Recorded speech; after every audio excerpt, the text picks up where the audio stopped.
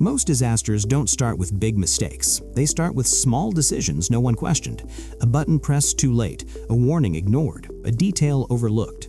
In aviation, one tiny error can multiply into catastrophe. That's why airline pilots train in a strange way. They don't train for perfect flights. They train for everything going wrong. Engines failing, systems breaking, storms appearing out of nowhere. Because pilots understand something most people don't.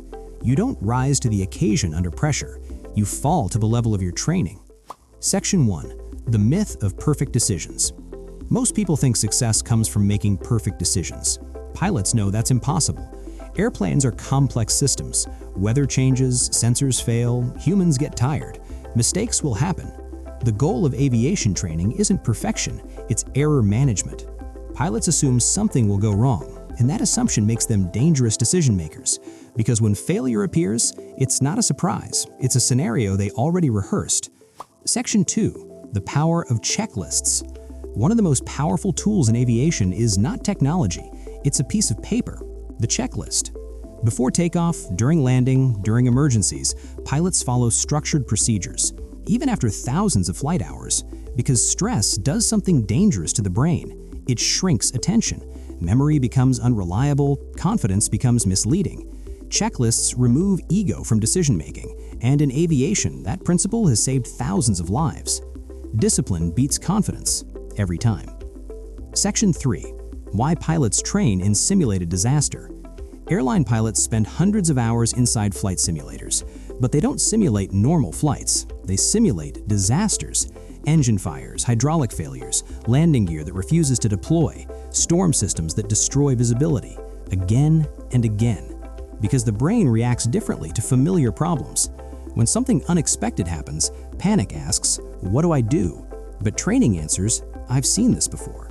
And recognition creates calm. Section 4.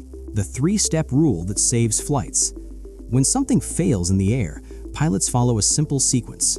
Aviate, navigate, communicate. First, fly the airplane. Second, understand where you are. Third, talk to air traffic control. That order prevents chaos, because under stress, people try to solve everything at once. Pilots don't. They simplify the situation until control returns, and that single habit has prevented countless accidents. Section 5. The question that prevents catastrophe. There's a quiet habit pilots develop over time, a dangerous question they ask constantly. What am I missing? Because the most dangerous mistake is the one you never notice, so pilots scan for hidden threats, not just obvious ones. And that habit alone has prevented more disasters than any piece of technology. Section 6. The real lesson. The aviation mindset isn't about avoiding failure completely, it's about preparing for it intelligently. Pilots expect problems, they rehearse responses, they build systems that catch mistakes early. And when something goes wrong, they don't improvise from panic, they execute from preparation. Think about how most people approach decisions. They imagine success, they picture things going well, but they rarely prepare for what happens when things don't. Pilots think differently. They don't trust perfect conditions. They assume complexity. And because of that, when the unexpected happens, they're already ready. The real question isn't, will something go wrong? The real question is, will you be prepared when it does?